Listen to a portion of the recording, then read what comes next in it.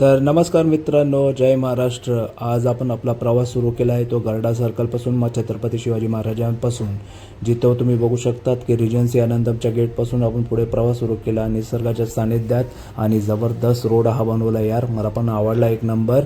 आणि इथूनच आपण बघितलं तर कल्याणच्या दिशेला आलो आहोत, जिथे आपले हे दोन मित्र भेटले, त्यांच्याशी आपण भेटीगाठी घेतल्या आणि तसं आपण परत प्रवास सुरू केला।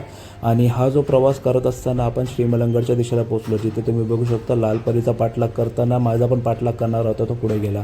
आणि अशा पद्धतीने आपण श्रीमलंगडच्या डोंगरावरती पोहोचलो, जिथे तुम्ही बघू शकतात की या डोंगराच्या इथे जे धुके ढग बोलतोय ते आपण पाहणे जसं वाहतो तसं व्हायला मला दिसत होतं। मग इथूनच आपण आता जसं बोलतो की जे मेन महत्त्वाचं दर्शन होतं, आपण मच्छिंद्रनाथाचं म्हणजे महाराजांचं दर्शन आपण घेतलं।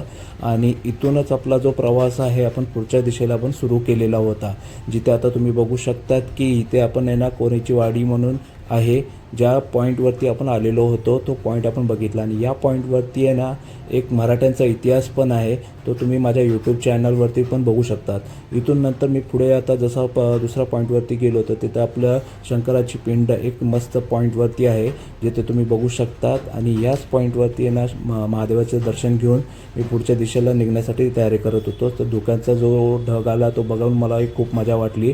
आणि इथंच असं करत मग नंतर मी घरी निघण्याचा प्रवास सुरू केला। आणि निघतानाच पाऊस जोराचा येत होता आणि खूप